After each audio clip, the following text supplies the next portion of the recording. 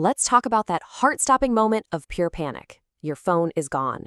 What you do in that first hour can literally be the difference between a simple headache and a total financial nightmare. So today we're going to build your emergency action plan, step by step, to take back control. So just imagine it for a second. You're patting your pockets, you're digging through your bag, and nothing. It's a horrible, sinking feeling, right? But panic is your worst enemy here. The goal isn't just about finding the phone anymore. It's about protecting yourself, because the thief is after something way, way more valuable. And this, right here, is the absolute key to understanding the threat. The phone itself, that's just the container. The real prize, the thing they're racing to get, is your SIM card. Because that tiny little piece of plastic is the key to your entire digital kingdom. Your bank accounts, your UPI apps, all of it. And they can unlock it all with those simple OTPs sent to your number. All right, let's dive right in.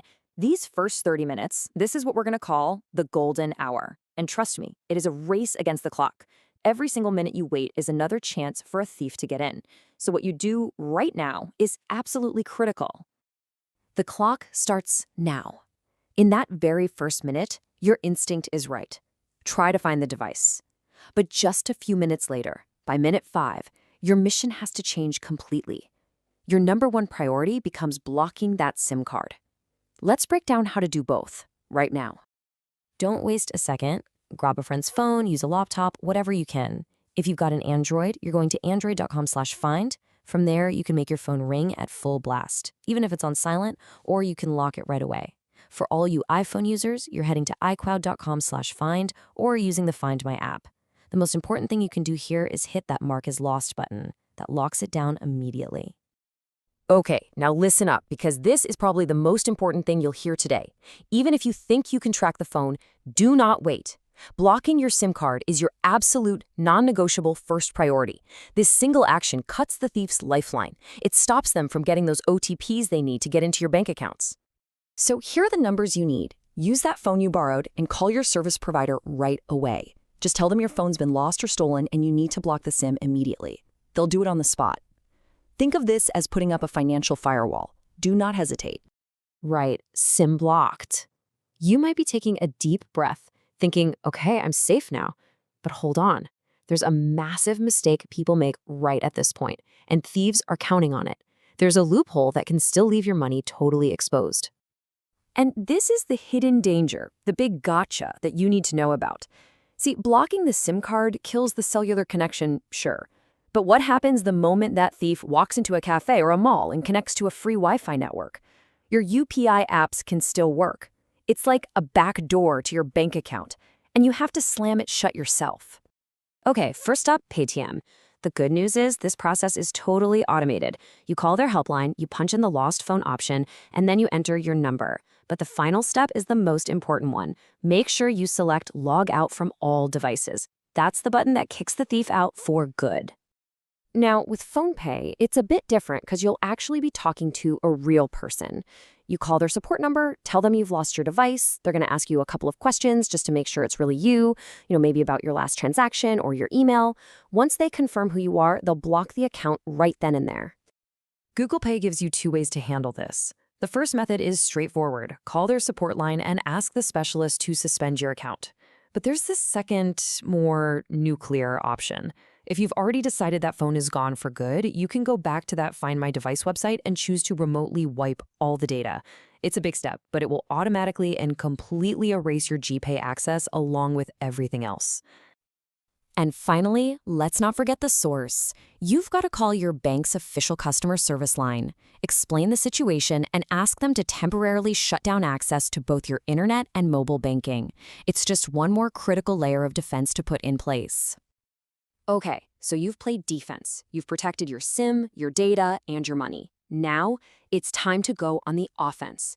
It's time to deliver the final blow using an incredibly powerful tool from the Indian government that acts like a kill switch, making that physical phone completely worthless. It's called the Central Equipment Identity Register, or CEIR. It's a big name, but think of it like this. It's a national blacklist for phones. When you report your phone's unique IMEI number to this website, it gets blacklisted. And once that happens, that phone cannot connect to any mobile network in India. It doesn't matter what SIM card they put in it, it's done. Now, before you can use this government kill switch, there are 3 things you have to get in order. First, you need to file a police complaint. The good news is, a lot of states let you do this online now. Second, and this might sound a little weird, you need to get a duplicate SIM for your old number. Why? Because the website sends an OTP to your original number to confirm you're the one making the request. And third, you need that 15-digit IMEI number, which you should be able to find on the phone's original box or the bill of sale. And the result of all this? Oh, it's so satisfying. Once that request goes through, the phone is just blacklisted. The thief can't use it. They can't sell it to anyone else in India to use. You have officially turned their prized gadget into a completely useless paperweight. Whew, okay, I know that was a lot of information, especially to remember when you're feeling stressed out. So let's put it all together into one simple, clear checklist. This is your entire emergency plan, from start to finish. Let's run through it one more time. Step 1, use Find My Device to try and locate or lock it. Step 2, the big one, block that SIM card immediately. Step 3, lock down all your money apps, Paytm, PhonePay, Google Pay, and your banking apps. Steps 4 and 5 go together. File that police report and get a duplicate SIM. And finally, Step 6, the final blow. Use the CEIR portal to turn that stolen phone into a brick. That's it. 6 steps to take back total control. And hey, one last little piece of good news. What if, after all that, you actually find your phone? Don't worry, that government kill switch isn't permanent for you, the owner. You can go right back to that same CEIR website, prove it's you, and get your phone unblocked and working again. So there you have it. You have the complete playbook. You know exactly what to do. But let me ask you one last question. Are you actually prepared? Do you know, right now, where your phone's IMEI number is written down? The best time to figure all this out isn't when your heart is racing. It's right now.